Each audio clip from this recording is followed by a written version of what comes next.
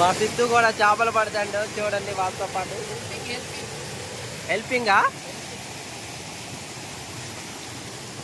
ఈయన చేపలు అల్లిస్తాడు. చేపలు హై హై హై అని అల్లిస్తాడు.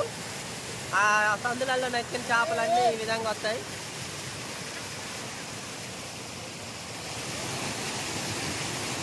జలపాతము.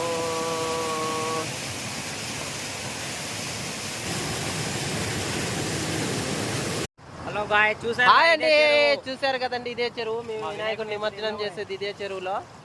సో మేము చిన్నప్పుడు ఇక్కడికి వచ్చి చేపలు పట్టేవాళ్ళం. స్కూల్ ఇట్లా అలుగుపోతుంది అన్నప్పుడల్లా వచ్చి స్కూల్కి ఎగ్గొట్టేసి మరీ చేపలు పట్టుకుని పోయేవాళ్ళం. ఇంకా చూడండి వాళ్ళు ఆల్రెడీ వాళ్ళు వేసి పడతారు.